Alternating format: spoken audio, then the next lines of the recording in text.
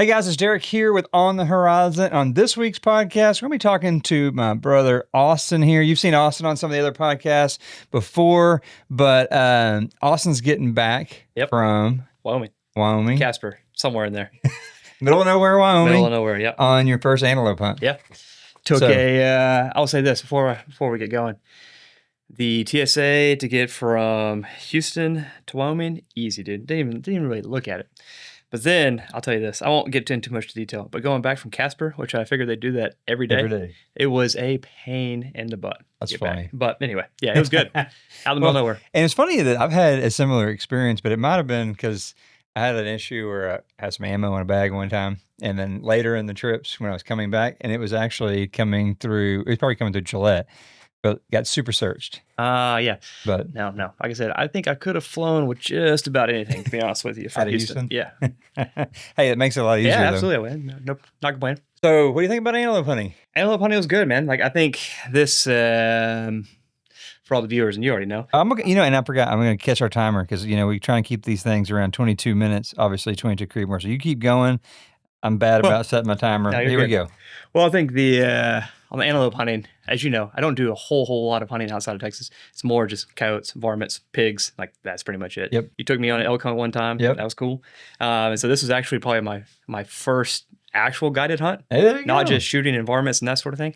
So it was interesting. The guides were awesome. You know what outfit y'all went with? So I had to go back and look, and I wish I would know for these guys. But Kelly and Cody over there are awesome. If you imagine like your rugged cowboy, like Wyoming, middle of nowhere kind of guys, that's what they are. Very, very stand up kind of guys. But anyway, back to the hunting side is, there are antelope literally everywhere. Like rabbits. I could just walk around if you if you didn't have tags and that sort of thing.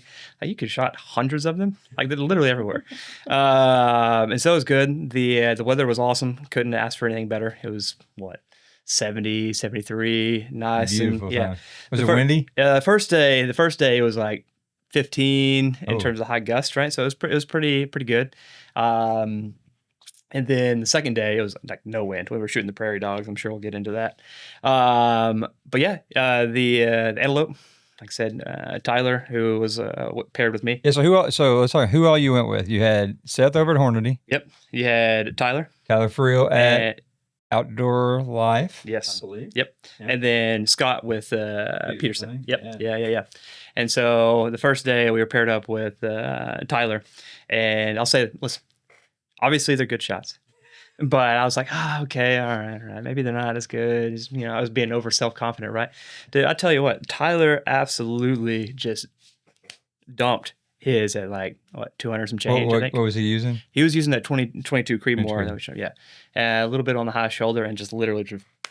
And if you don't follow Tyler Friel, yeah, you should go look him up. The guy's really funny. Yeah. And what I love about Tyler is he likes to take the things that are edgy subjects. Yeah. Like, I believe he's actually grizzly bear hunted with a 6.5 Creedmoor. Yeah. And I think he's been trying to do grizzly bear with a 22 arc. Yeah, 22 arc. He's big 22 arc. And I think he has shot a moose with a 22 arc.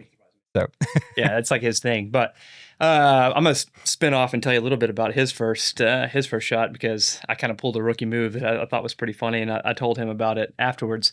So we were stalking some antelope, and we found one that was gonna be pretty interesting for him, and he was like, "Hey, yeah, I want to go and shoot that, right?" So we kind of backpacked down a ravine and kind of back up onto this hillside. Anyways, I was the camera guy, obviously, right? And so I grabbed the camera. We got some of that film. We're going to show. We're going to show it. So I grabbed the camera and grabbed the tripod. I'm like, all right, I can't mess this up, right? I can't look like a scrub. And anyways, I was like, all right, I'm going to get some B-roll of them walking out in this kind of little ravine. So I opened the camera up, and we're go time, right? And I opened the camera up, and it says 10 minutes in the top right-hand corner. And I was like, I've already pulled a little rookie move. I charged the batteries. I just apparently grabbed the wrong one. Anyways, got some B-roll. I'm like, 10 minutes. That's fine. I can get some 10-minute footage. Did some climbing. We got up there, got the tripod set up, and he's getting all set up as well. I'm like, got to be pretty quick, right? So it goes from 10 minutes down to 4 minutes. And I'm like, I'm so screwed. I'm gonna lose. Wait to the end. I'm gonna lose media content, and I'm gonna look like a scrub in front of everybody. Anyways, so finally got everything in there. He's all set up, and luckily it's looking towards them, so I got a little bit more time. And the camera, it goes from like 5 minutes to like 2 minutes. No, And I'm it's like, like oh, I'm so done. um, anyways, right there when right before he gets ready and gets ready to shoot, it finally turns. The camera turns down to like 1 minute. I was like, I'm not gonna get this. I'm gonna like right when he shoots, it's gonna turn off or something like that. So luckily it turns, it takes a few steps. Tyler shoots it, it drops, and I still have like it says 1 minute. I don't know how much time I actually have. It's kind of like one of those things where like you're in your truck and it says you're empty. yeah, You you're got no empty. You miles don't know left, but you actually probably have 15 or whatever it might be. Anyways, got it on camera, dumped it, and it even had a few B-roll shots of girl walking up Hey, there. there you go. So, anyways, I was stressing, but and I was telling Tyler afterwards. 'Cause I didn't want to say anything. I just kept it a secret for like 2-3 days, and I told him at the end. But anyway, yeah. So that was good. Like I said, he dumped his that first day. And then same thing later that afternoon, we saw one as well that I was going to go after. And so same kind of situation. As people probably know, that country is like very hilly, right? A lot of coulees. And So we got out, same kind of situation, kind of backpacked up this kind of little cliff area, got set up, always shoot prone. Not a fan of shooting on a tripod, but yeah, not my thing. Anyways, got prone, kind of army crawled up to the edge. I think Tyler and Seth had it on camera. And anyways, ranged it with those SIG binos, which awesome. are Those 10Ks amazing. are amazing. I think I'm going to pick on Scott a little bit. Me, Seth had a version of them, and then Tyler had one, and then Scott didn't. And he was like, oh, man, I feel like I'm not in the cool kid club. But I will tell you, those things are awesome. And I feel like I probably shouldn't throw anyone under the bus, but the glass in that thing was better than probably, what was I shooting? I was shooting that Leopold, the new Mark IV. And I was like, dude, these are like, I can see everything. And those binos. Anyways, crawled up, binoed it. It was 200 and some change. My gun was shooting a little hot. Anyways, I held like a tenth of elevation and just went, smoked it, right? Didn't hold any wind, nothing. No, just like laser beam, right? And shot 80 grain, 22 Creedmoor. Yeah. And that gun's accurate. Yes, it is. I shot maybe a tiny bit high, straight through the lungs, maybe barely missed the heart a little bit. And so as it was coming up, it turned, shot a broadside, right? Pretty damn good shot. And then, like I said, it kind of turned around, maybe like 15 yards, kind of made the circle and stopped. Just as soon as it turned to the other side, you could just see it on the other side, and then just those 22 Creeds are hard. Yeah. How did it know? So Scott was shooting the 25. 25, yeah. So yeah, 2 down with 22 Creed. Yeah. Scott shooting next. Yeah. 25 Creedmoor. How did it do? 25 Creedmoor was also money. So we got his on camera too. I'm sure you're gonna show we're gonna show him all. Same situation. Like he was very similar to the one that I shot. Shot it, took a few steps, and then done. Typical antelope. But it was funny. I believe it was Scott's. Is that thing was like beelining to him. I just wanted to be like all up in Scott's business. And if you watch with audio, you can hear Seth like yelling at it, like trying to get it to stop. Just like traipsing along, man. But same situation. He smoked it with that 25, and I can't remember what grain he was. I think he was shooting the 130. No, he was shooting the 128. Those are the X's. Yep. I will say, before we went out, we took like 1 or 2 shots, just to make sure everything was good, right, beforehand. And I was actually very surprised. The 22 Creed versus the 25, like side by side. Sure, yeah, very accurate, both of them. Great. Yep. But the noise from this, we were all running as cans and suppressors, right? But you could like audibly hear like there is a difference. Yep. The 22 Creedmoor was like absolutely zero recoil. Yep. Shot like laser, couldn't hear it. Yep. And then his was just like a little bit more sauce, right? It's been interesting because, like, again, obviously we prefer the 22 Creed on everything, but I've been shooting the same gun Scott's got at the 25 for the Mammoth deal, and it's hard because the 22 Creed is just so instantaneous. Yeah. When you get out there, the 25's got some nice wind advantage, but it's just so much slower, and so it's been an interesting. Like, you're exactly right. It's more like a traditional audible versus just like laser beam. And then back to the side by side and the wind on the 22 Creed, right? So sitting there, and we did some coyote calling and that sort of thing. You'll see any coyotes? Well, we'll get into that in a second. So anyway, I was sitting there on a few ridges, and like I said, this is after we tagged out. And I take that SIG rangefinder. I'm like, okay, what's it look like at 1,000 yards? What's it look at like 800 yards in terms of the windage? Like you can dial 10, 50 miles of wind. And I was looking through the optic, looking at my marks. I was like, I don't think I really even had like a 10-mile-an-hour wind to shoot a coyote. Yeah, it may not be perfect, but to shoot a coyote, like I don't think I need to hold anything. It's just so straight. It's crazy. But anyways, so we tagged out. Tyler, myself, and Scott shot all of ours the first day we were there. We're like, he's ripping it. Oh yeah, it's gonna be a quick day. Seth shot his the next day. Same situation. He shot the 22, just dumped it right. Shooting 80s as well. Yeah. And then I guess he likes to shoot 88s, maybe. I think he was shooting the 80s. Okay. Yeah. Because I brought, I think, 60 rounds, which was way too much. And well, I figured you were going to shoot Prairie Dog afterwards. Which we burn did. them all up. Which we did. And he was like, how much you brought? And I was like, oh, I think I brought way too much. So 60 rounds or whatever it is. And he brought a whole box, several boxes as well. So yeah, we did do some Prairie Dogs the next day. How'd that go?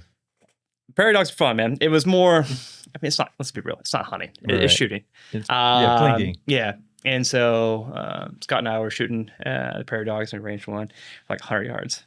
Scott shot his first, which is absolutely just with the 25. And I was like, okay, all right, like that's okay, I guess. A lot of gun for a little Prairie Dog. Yeah. And so after that one, we ranged. Okay, let's try to stretch it out to like 300. Okay, no problem. It was just like once again a laser, right? And then like, let's continue to move it because it just didn't feel. I mean, it's not fair, right? But it didn't feel like you were actually doing anything. So stretched it out to 500 and then stretched out to 600. It was the farthest one that we could see. Oh, yeah. It's kind of hard because it's like flat and you got the brush and like finding the right spot to shoot them far is a little difficult. So, that's why I like the rock chucks are a little more fun because they're kind of up in the cliffs. Yeah.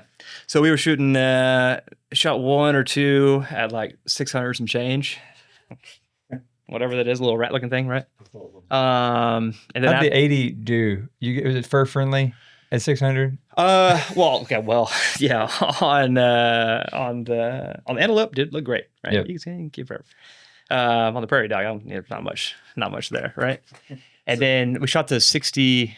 The 65? Yeah, we brought those. Coppers? Tyler brought some of those and shooting the Prairie Dog. Yeah, those things were like 3,600 plus in a 24-inch barrel. Well, once again, I don't know if I said this or not, but he shot some Prairie Dogs with it, and like so fast, it would just like shoot straight through it. Prairie Dog would either cut in half or just kind of like stand there and be like, "What happened?" That copper, it doesn't expand like the X's and M's do. That copper is pretty ridiculous. So it was fun, man. On the Coyote story, like I said, I think my gun was it was shooting a little hot. Now he's gonna blame the gun. No, it was shooting hot, and I made a mistake. So Scott was sitting on this kind of ravine. I pulled one of the moves like we would back in Texas, and I set up on top of this ravine. That way I could see, the right side and the left side, right? And like I said, I was kind of facing this direction, and then I saw kind of out of the corner of my eye, like just trotting in. This is the first setup, and once again, I was kind of facing this direction, and Scott was in this back corner, kind of looking, and it was kind of coming up in this ravine. I don't know that he sees it. Maybe he does, maybe he doesn't. And so I started kind of pivoting over to my left and getting set up prone. And then Coyote and I laid eyes, and then it turned around, it started trotting back away from itself. And I was like, well, he's not going to send it. I'm going to send one, right? And so it was, 250 or so. And I think I shot just smooth over it. Because once we were shooting the Prairie Dogs, I was shooting probably at 500. I was shooting like 2/10 high. I wonder if it's like, we shot that gun before. I wonder if it's because you had a different suppressor, B, altitude, or different lot of ammo or something. Or maybe we didn't have it quite set and it did at 100. But yeah, but anyways, it was like I said, it felt like a little rookie. Just shot right over and just took off, and it was gone. And then afterwards, this guy was like, "Yeah, man, I saw it coming." I was like, so I felt bad. I should have just waited, and he could have smoked it and moved on. So it is what it is. Dang. Everybody misses one every once in a while. So now you got antelope meat. Got antelope meat. I did 100% ground because we're going to do it we're going to do some burgers, something like that for all the guys. Did you mix anything with it? Oh, well, yeah. So I went, that's my first time, right? So I went and got the meat, and she's like, how do you want it done? I was like, I want 100% ground. And she kind of gave me this look like, are you sure? Yeah. She's like, you want the back straps? And I could tell that she was taken aback by it a little bit. I was like, no, just 100% ground. We're going to do a little cookout, make it easy, do some hamburger or something with it. So we're going to use it for our company cookout, next one. Yep. And then she goes, oh, you want any of the suet or whatever in it, right? And I was like, nah, it's fine. And then the guide, Cody, was like, hey, man, you want something in it. And so I think we did 10%. Nice. And so We can make a little beef with it if it needs it. Yeah. So went to good old Walmart in Casper and got me a cooler. Loaded it all up. I think it was like, I don't know how much it was, like 30-something pounds probably. Which is not a lot. If you No, think it's about not. And then flew back with it. And like I said, in my head, I wasn't poor planning on my part. Wasn't thinking about Houston Airport, taking my backpack, my duffel bag, like a 50 to 70 pound gun case, and then a 30-pound cooler that I didn't bring with me. Like I said, I struggled on the way getting it back to my car, or truck, but we made it happen. So you getting that and getting that Beetle? Yeah. So getting the skull beetle. That's what I do with pretty much everything I have. I don't have a whole bunch of mounts, but just the antler or the skull and everything looks kind of like that guy. Will be pretty sweet. Cool. Hope we'll see that in a few weeks. Yeah, you should see. I guess Tyler and Scott going to do some content. Yeah, I think so. So hopefully you'll see some articles on the 22 and the 25 Creedmoor on that deal. And I know there's a lot of neat stuff coming up in. We're in October already, but coming up later this month from Hornady on, like I said, those new projectiles. The 69 and 65, we've been shooting those for a while. You can try those now, or you're going to start seeing those hit the dealer shelves later this year. And I think it's going to be pretty awesome on that piece.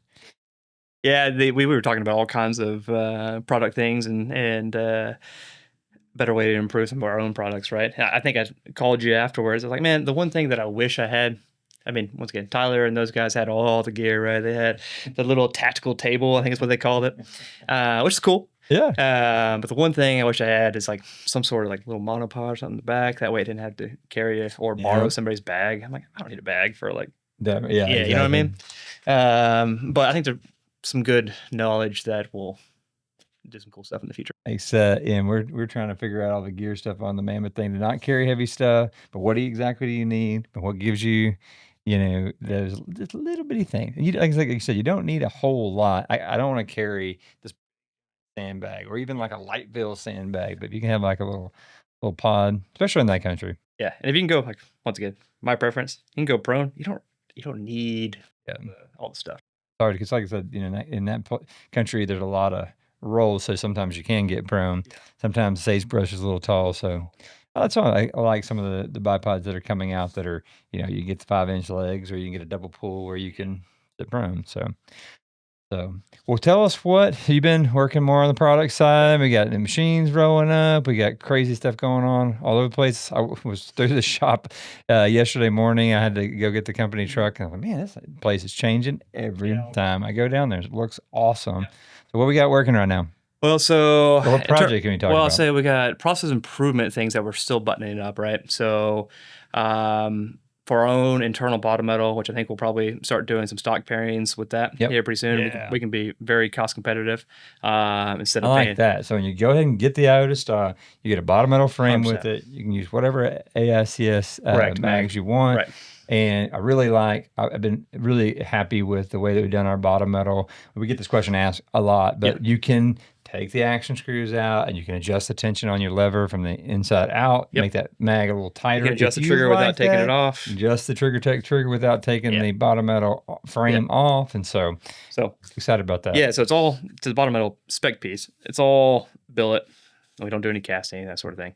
But the way we're manufacturing it now on the trunnion that we just installed, so we had to rush. Wow. Yeah, we had to rush get it out. So we had just little Kurt vices, which was a pain in the butt.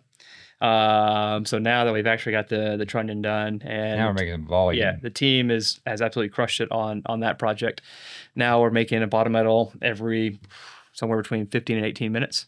So when you think about trunnion, if you're not familiar with that word, basically it's like a big revolver cylinder on an old school pistol with a bunch of metal on it. It does this rotation and comes out the end with bottom metal. Yeah, so we're making every setup or every day, we're basically making somewhere between 36 and 40 bottom metal whack, right? So you load your pallets. You go in there and you do it again. And you do it again. And so anyway, machining. Yeah, so that'll allow us to be extremely cost competitive. There's no reason. I mean, it's not a M5 footprint. Yep. It's a little bit different, but there's no reason why you need to be paying $200 for a bottom metal frame. It's crazy. Yeah. So now, and we got some other cool stuff coming out. Yeah. I mean, we're sitting here going into middle of October, we've got. We can probably go ahead and say it. Yeah. We've got the new Wooks Let's build. chassis Limited run banana build. rifle. So we're doing a limited run of those, and actually have already sold through almost half of the run. Right. So if you like the Wooks chassis style and the banana rifle, it's cool. I think it looks neat. Oh, It handles sweet. really well. Yeah. It's got some weight to it. You know, if you like that kind of thing.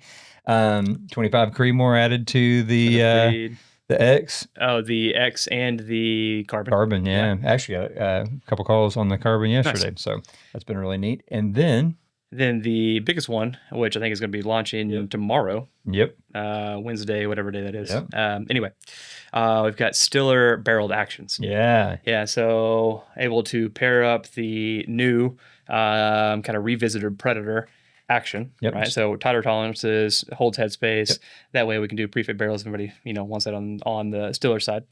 But we're putting that with a premium steel barrel. Yep. We're going to do 18-inch 22 Creedmoor to start. Yep. Non-fluted. Yep. And then once we get everything kind of worked out, I'm sure we'll offer different fluting for ads on different calibers, different lengths, whatever, right? But we're starting with Stiller barreled action. Just going to say Hyrex, Stiller, Stiller, Shiner, Texas, right on there. And yeah, that's coming out. I think a couple key things I want to make sure people heard. One, we like I like the marsupials or rodent names that you can take a noddish mean animal and give it like a little mean attitude. Yeah. And so like what Austin's saying, everybody knows a Stiller Predator. Mm-hmm. And, one thing we did is as we've acquired Stiller and went through tolerances and changing all the parts and stuff, one thing we've noticed is, the Predators that were made back in the day, the Predators were made prior to us, and then the Predators that we made, all a little bit different. They're a little different in manufacturing and design and such. And with the stuff that we've made, we can hold the headspaces and the tolerance needed for all your pre-fit stuff. Yeah. So what you're going to see is the Predator now offered as the Hyrex. Got this cool little face on it. I love it. And that is the action that will be paired with the 22 Creedmoor barrel actions available through Stiller, which we're already getting a lot of requests for those. And back to we've got to be cost competitive, right? Yep. So in my opinion, it's at a really good price point. Yep. It's got a really good barrel on it. It's got a solid action. Like I said, it's got a 2-piece bolt now. That way we can be a little bit more repeatable machine friendly, repeatable. So the bolt handle will come in and off. We're not doing the switch bolt faces yet. I'm sure that will come at some point. Yep. But so if you want to put together your own 22 Creedmoor that we get emails about day in and day out, here's your chance. And get it done for hunting season this year. And you can get that. You can shoot that barrel out. And then you swap a new one on. As long as you get a pre-fit barrel for all our tendon prints, it's gonna lock up right. And you're gonna so we got that coming. Another thing, I think we just did a video on this releasing. We're doing a throwback on the Texas Ammo original ammo. Oh, nice. Yeah. 15,000 rounds only. Nice. Coming out at the same exact time. Peterson brass. Cool. This is the original soup. This is the last of it. Yeah. So it's available. We got that, and then 2 other things we want to mention while we're on the Stiller train. Okay, go ahead. We just announced that we are now one of the stage sponsors for Mammoth. That's right. Yeah, so maybe paired up, doing some cool stuff with Grunt Style, doing some cool stuff with the Vortex guys and all the people related to Mammoth. So if you're doing Mammoth, be sure get your pro forms in. You can get some discounts on Stiller actions and get that rolling. Yep. The 20th. I'm going to insinuate again because I'm not supposed to say yet, but I'm so excited about this. If you have a Factory Horizon and you like to shoot this competition that's like about hunting and you really want to use that in the factory division, it is coming. You're going to see that on the 20th. Can't wait for that. Sweet. Yeah. And then if you need to, you can just block my mouth out and beep it out if you want. But let's see the things that we got on the roadmap here in the next few months that we're trying to iterate on quickly. We've got an adjustable cheek piece stock that we're trying to work out. Okay. I think that's coming up. We want to talk about it? Yeah, why not? Okay, like I said, if you need to beep it out, you can. No, it's up to you. You're the products guy. We've got an adjustable cheek piece stock that we're working on. Got some good feedback from Seth and the guys this weekend, that I think we're going to implement and potentially add some M-locks at the front. That way people can configure it a little better. I think our Echo and Echo X stock are dang good platforms. Yep. But we're going to add a little bit more features to it. I love the Echo, man. Yep. every time, I even I'm not gonna switch back to it. Like I go back and forth. It's like I really like the grip on that. I like how a It's little more nice. beefy on the back. So Yeah. And like I said, a few things on the Stiller side that we're looking at. Of course, there's a few long burn projects that you will not talk about. I won't mention yet, but I think you'll see a lot of line extensions, both on the rifle side and on the OTA side. And a couple neat little, like you talking about special runs. One thing I'm excited about. We'll see. We do a lot of stuff with NFR and PRCA. We've got a couple little short run collectible rifles that we're working through. So you're gonna want to get those quick. There's only going to be 10 of each of those. Maybe 15 at max. Yeah.